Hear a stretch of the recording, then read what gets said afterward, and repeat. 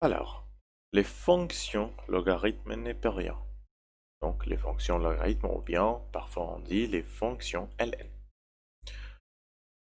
Voilà la représentation graphique de la fonction logarithme, la fonction ln. Et on voit très bien, ça commence du 0 jusqu'à plus l'infini. Et c'est une fonction croissante. Ben voilà. Et elle a un croissement très important du 0 jusqu'à 1. Et puis, le croissement devient de plus en plus moins important. Bon, on commence.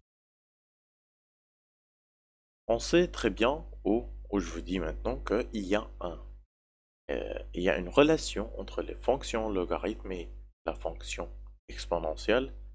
Et en effet, les deux fonctions sont réciproques. Et pourquoi ils sont réciproques? Bah, on voit ici. Si par exemple, si moi j'ai en fonction une fonction exponentielle de a, donc exponentielle de a est égale à b. Donc, si moi je veux savoir la valeur de a, je vais faire une composition entre les fonctions exponentielles, les fonctions logarithmes, les deux ensemble, pour avoir la valeur du a. Ça veut dire que ce que moi je vais faire, c'est, par exemple,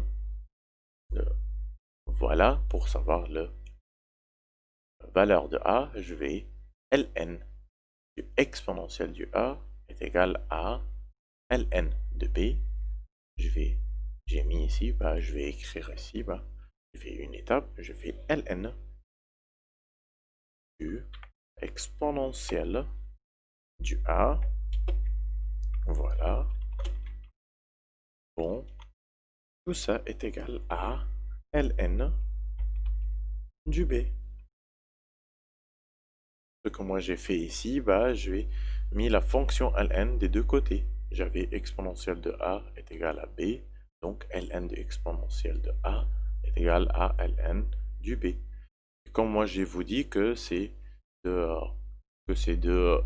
fonctions sont des fonctions réciproques, ça veut dire que les deux s'annulent. Bon, le ln s'annule l'exponentielle, donc il me reste le a, et le a est égal à ln de b.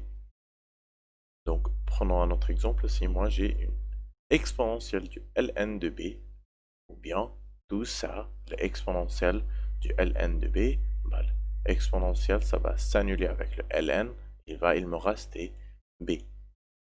Et on voit très bien que le domaine de définition, on laisse tomber ça, mais toujours le b, fallait que ce sera positif. Et on va comprendre ça quand on explique la domaine de définition. Bon, nous avons comme ça compris que le ln et l'exponentielle de 2 s'annulent. Donc, si moi j'ai ln exponentielle de a, le ln s'annule avec l'exponentielle.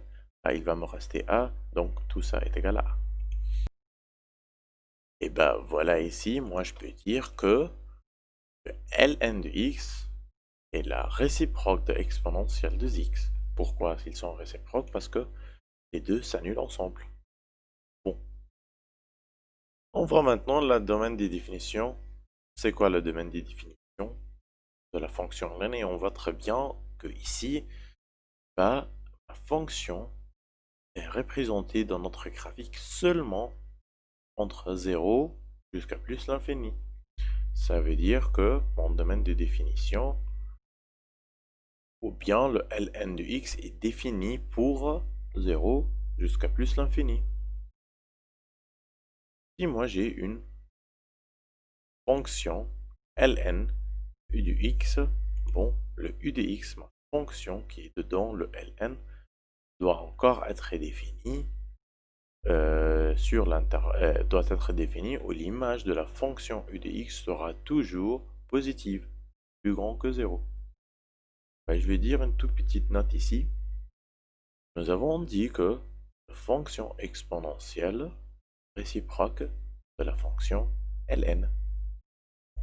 Et on sait que e de 0 est égal à 1.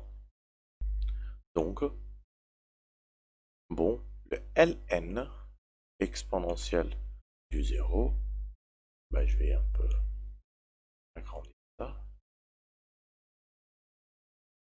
Donc, ln exponentielle du 0, bon, le ln va s'annuler avec l'exponentielle. Et comme je mets un ln ici de cette part, je vais mettre de l'autre part encore. Donc, ln exponentielle de 0, ln de 1, et les deux vont s'annuler. Donc, il me reste ici 0 est égal à ln du 1. Ça veut dire que dans le point 1, là, le ln du 1, ça vaut 0. OK? Voilà. Prenons un exemple.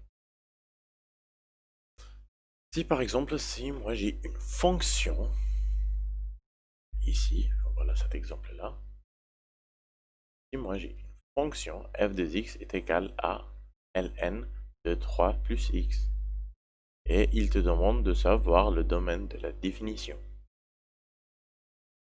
Nous avons dit que f est défini si le résultat de 3 plus x sera toujours positif. Donc ln de x est défini entre 0 plus l'infini. Bon, ça veut dire que tout cela doit être un nombre positif. Donc on va écrire f est défini si et seulement si le 3 plus x est positif, plus grand que 0. Ça veut dire x, bah, le 3 ça va aller de l'autre côté avec un signe du moins, ça veut dire x plus grand du moins 3. Donc notre domaine, bah, ça va être x appartient l'intervalle moins 3 ouvert jusqu'à plus l'infini ouvert. Voilà pour cet exemple. Prenons un autre exemple. Bah, il nous demande ici encore de savoir le domaine de la définition du g de x. Et il nous donne g de x est égal à ln de 1 plus x plus ln du 1 moins x. Bon, on va écrire que le g sera défini si le 1 plus x est positif et si 1 moins x est positif. Donc, pour le x plus 1, plus grand que 0, bah, ça sera x en moins 1. Donc, je vais faire mon repère, et voilà mon moins 1. Et donc, pour toute cette partie-là, voilà, pour toute cette partie, la fonction est définie. Toute cette partie. Bon, je vais continuer.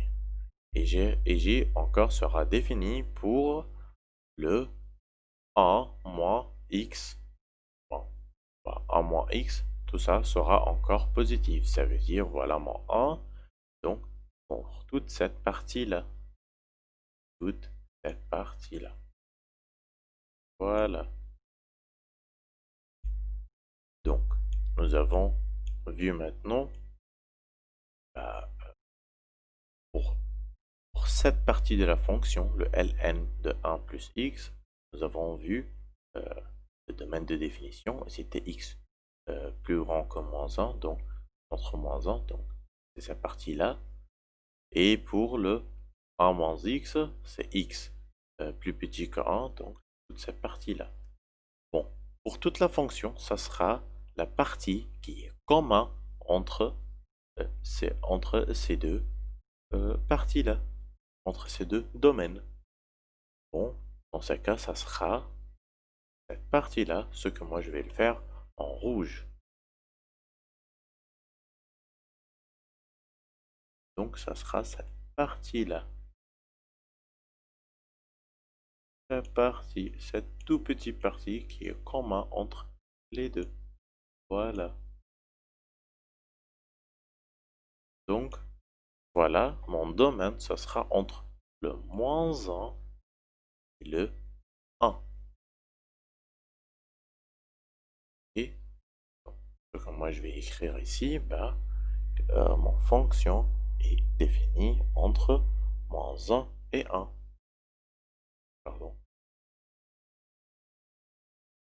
Ça sera entre moins 1 et 1.